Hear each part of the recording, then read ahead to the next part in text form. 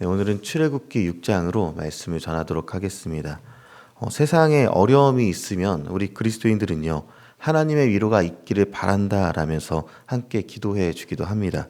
이 하나님의 위로다라는 이 말은요, 그냥 기독교 용어로 보면 일상적으로 사용하는 말 같지만 사실상 그 의미는 결코 가볍지가 않죠. 하나님이 주시는 위로는 그저 사람이 괜찮다라고 말해주는 그런 것과는 궤를 달리하기 때문에 그렇습니다. 사람의 위로는요, 어쩌면 말로써 마음에 위안을 주는 것에 그치겠지만 하나님의 위로는 행동으로 보여주시는 위로이기 때문에 그렇습니다.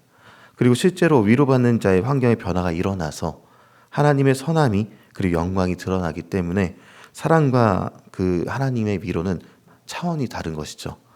우리가 지난번에 읽었던 출애굽기 5장에서는 바로 앞에 선 모세가 이스라엘을 광야로 보낼 것을 요청했었고 바로는 거절을 했었습니다. 그냥 거절이 아니라 이스라엘에게 더 많은 노역을 하게 했었고 할당량을 못 채웠을 때에는 매질을 심하게 했다라고 했습니다. 모세는 하나님의 말씀에 순종했을 뿐인데 그 순종의 결과가 이스라엘이 애굽에게 당한 학대였다는 것이죠. 하나님의 말씀대로 했는데 더 결과가 좋지 않았다는 것입니다. 모세에게 이스라엘은 원망했고 모세는 하나님께 이게 어찌된 일입니까? 라고 물어봤습니다. 이때 오늘 본문에는요, 하나님께서 모세에게 그리고 이스라엘에게 주시는 위로의 말씀으로 시작이 되는 것인데요. 출애굽기 6장 1절과 2절 말씀을 통해서 어떤 위로가 있는지 보도록 하겠습니다. 여호와께서는 모세에게 이르시되 이제 내가 바로에게 하는 일을 내가 보리라. 강한 손으로 말미암아 바로가 그들을 보내리라. 강한 손으로 말미암아 바로가 그들을 그의 땅에서 쫓아내리라. 아멘. 네, 이 위로는요, 그냥 걱정하지 마, 다 잘 될 거야, 이게 아닙니다.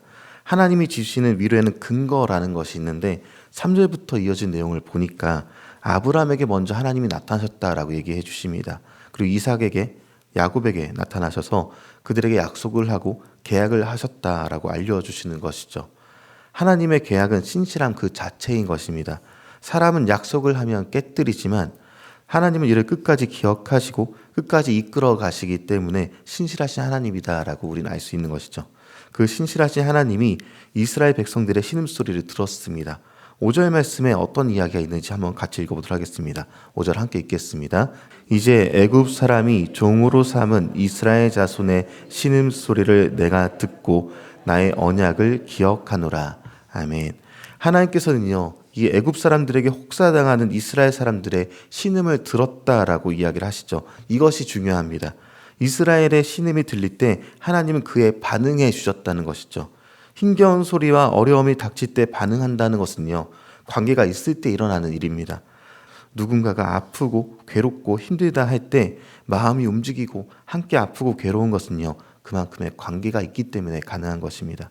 그런데 오늘 본문을 보니까 하나님은 이스라엘 백성들의 힘겨운 소리를 들었다고 하시고 그에 따른 반응을 하고 있습니다. 5절에 내가 들었다라고요.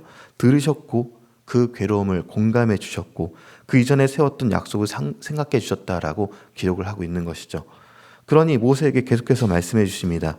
너는 이스라엘 백성에게 나의 말을 전하라 라고 하시면서 나는 여호와다라고 말씀해 주시는 것이죠. 내가 너희를 이집트의 종살이에서 빼내고 그 고역에서 건져낼 것이다 라고 약속을 주시는 것입니다. 내 팔을 펴서 무서운 심판을 내려서 너희를 구원해 내리라고 선언까지 해주시는 것이죠. 그래서 그 목적이 무엇이라 하는지 7절 말씀 함께 보도록 하겠습니다. 너희를 내 백성으로 삼고 나는 너희의 하나님이 되리니 나는 애굽 사람의 무거운 짐 밑에서 너희를 빼낸 너희의 하나님 여호와인 줄 너희가 알지라. 아멘. 너희를 내 백성으로 삼고 나는 너희 하나님이 되어주리라. 이 말이 중요한 것입니다. 이 세상을 만들고 이끄시고 다스리시는 분이요, 힘겨워하는 이스라엘 백성에게 내가 너희와 관계가 있다. 그러니 염려하지 말아라 라고 위로를 주시는 것입니다. 이 위로는 그냥 말로만 이어지는 것이 아닙니다. 하나님은 신실하신 분이시기 때문에 그 말 자체가 곧 이루어지는, 반드시 이루어지게 되는 위로라는 것이죠.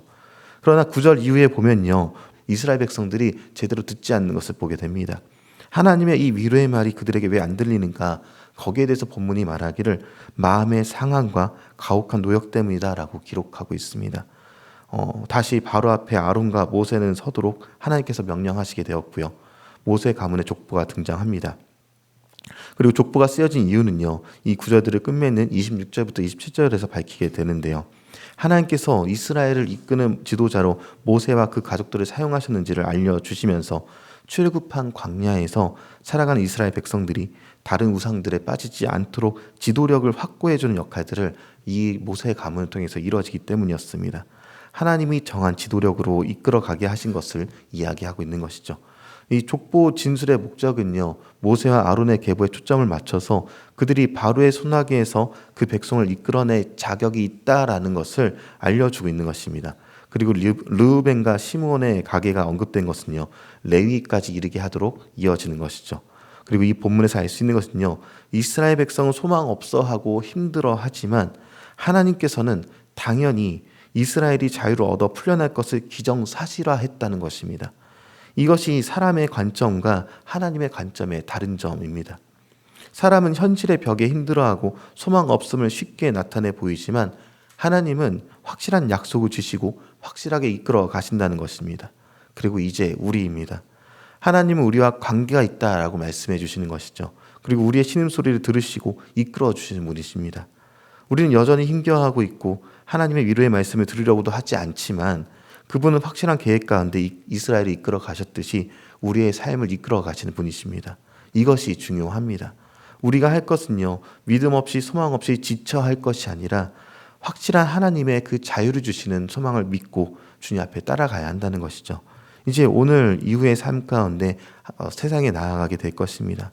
그곳에서 우리는 소망 없어 보이는 모습으로 나아가는 것이 아니라 하나님께서 주신 소망을 믿고 위로를 믿고 주 은혜 가운데 살아가는 것이 우리가 가져야 될 담대한 표현이 될 것입니다.